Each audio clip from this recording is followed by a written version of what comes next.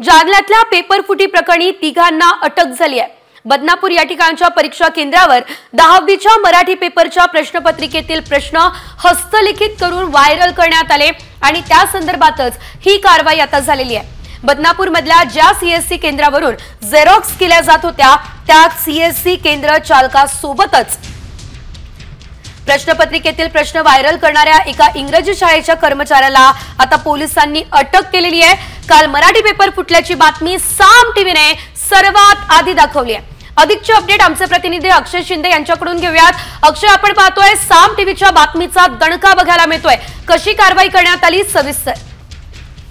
नक्कीच साम टीव्हीच्या बातमीचा मोठा इम्पॅक्ट म्हणावे लागेल आणि या बदनापूर परीक्षा पेपर फुटी प्रकरणी आता पोलिसांनी 3 आरोपींना जी आहे ती अटक केलेली आहे। त्या संदर्भात गुन्हा देखील बदनापूर पोलीस ठाण्यामध्ये दाखल झालेला आहे। सीएससी केंद्र चालकासह एका इंग्रजी माध्यमातील शाळेच्या कर्मचाऱ्याचा यामध्ये समावेश आहे आणि खरं तर साम टीव्हीनं काल दुपारीच ही बातमी प्रकाशित केलेली होती की बदनापूर येथे मराठी विषयाचा पेपर बाहेर आला। ही बातमी सर्वप्रथम साम टीव्हीने दाखवली होती आणि त्यानंतर जालना जिल्हा अधिकाऱ्यांचं बोर्डाच्या अधिकाऱ्यांनी सांगितलं होतं असा कोणताही प्रकार घडलेला नाही। मात्र साम टीव्हीनं पुराव्यानिशी ही बातमी वारंवार लावून धरल्यानंतर प्रशासन ऍक्शन मोडवर आलं, त्यांनी तपासाची चक्रे फिरवली आणि आता जवळपास 10 संशयित आरोपींची तपासणी चौकशी केल्यानंतर आता 3 आरोपी जे ते पोलिसांनी अटक केलेली आहे। जालन्याच्या शिक्षण अधिकारी मंगला धुके यांच्या फिर्यादीवरून बदनापूर पोलीस ठाण्यामध्ये गुन्हा देखील झालेला आहे, दाखल झालेला आहे। मात्र यानंतर काही प्रश्न उपस्थित होतात की या चालकाला प्रश्नपत्रिकेतले प्रश्न पुरवणारा व्यक्ती कोण, त्याच्यावर कारवाई होणार का आणि जालना जिल्हाधिकाऱ्यांना चुकीची माहिती देणाऱ्या अधिकाऱ्यावर देखील कारवाई होणार का? कारण सर्वप्रथम जेव्हा साम टीव्हीने बातमी दाखवली होती तेव्हा जिल्हाधिकाऱ्यांनी असा कोणताही प्रकार जालन्यात घडला नसल्याची प्रतिक्रिया दिली होती। त्या जिल्हाधिकाऱ्यांना मिसगाईड करणाऱ्या अधिकाऱ्यावर कारवाई होणार का हे देखील बघणं महत्त्वाचं असणार आहे। मात्र साम टीव्हीच्या अक्षय दिलेल्या सर्व सविस्तर अपडेटसाठी एकंदरीत हा पेपर फुटला आणि त्यानंतर ही जी प्रश्नपत्रिका होती सोबतच उत्तरपत्रिका व्हॉट्सअपवर सुद्धा व्हायरल करण्यात आलेली होती। मात्र आता साम टीव्हीच्या बातमीचा हा मोठा इम्पॅक्ट दिसतोय।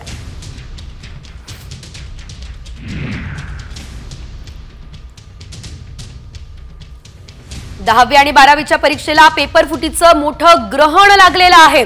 सर्वात आधी साम टीव्हीने या पेपर फुटीवरती आवाज उठवला, त्यानंतर जाग आलेल्या प्रशासनानं धडक कारवाईला सुरुवात केली आहे। परीक्षा केंद्रांवर पेपर पाठवताना पूर्ण चित्रीकरण केलं जातं, सुरक्षा व्यवस्था चोख ठेवली जाते, तरीही पेपर फुटतात नेमके कसे हा सवाल आता पालकांना आणि विद्यार्थ्यांना पडलेला आहे। तर 10वी आणि 12वीचे परीक्षेचे पेपर ठेवण्यात आलेल्या कस्टडी रूमचा रियालिटी चेक आमचे प्रतिनिधी रोहिदास घाटगेंनी केला, बघूया। राज्यामध्ये 10वी आणि 12वीच्या परीक्षा सुरू आहेत, मात्र या परीक्षांना पेपर फुटीचं ग्रहण लागलंय। खरंच पेपर फुटतात का हे सगळं पाहणार आहोत। आपण आलो आहोत 10वीच्या आणि 12वीचे पेपर ठेवलेल्या पेपर कस्टडीच्या परिसरामध्ये। या ठिकाणी पूर्ण सिक्युरिटीच्या नियंत्रणाखाली 10वी आणि 12वीचे पेपर या स्ट्रॉंग रूमला या ठिकाणी ठेवले जात आहेत। 10वीचे पेपर सुरू आहेत, या परीक्षेच्या निमित्ताने या ठिकाणी पेपर हे परीक्षा केंद्रावरती याच ठिकाणाहून घेऊन जात आहेत। मात्र हा संपूर्ण परिसर चित्रीकरण केलं जातं। प्रत्येक व्यक्तीचं जो अधिकारी जो आहे पेपर घेऊन जाणारा त्याचं सिग्नेचर घेतले जातात, त्याचं व्हिडिओग्राफी केली जाते। मात्र एक प्रश्न अनुत्तरित होतो की हे पेपर घेऊन जाताना याची सुरक्षा कशी आहे, त्याचं वितरित करून घेऊन जाताना त्याबाबत पेपर फुटणार नाही याची खात्री कशी असते, हे सगळे प्रश्न अनुत्तरित असले तरीही या ठिकाणी परीक्षा केंद्रावरती जात असताना काय काळजी घेतली जाते हे सगळं आता या माध्यमातून पाहिलं जाते। राज्यामध्ये 10वी आणि 12वी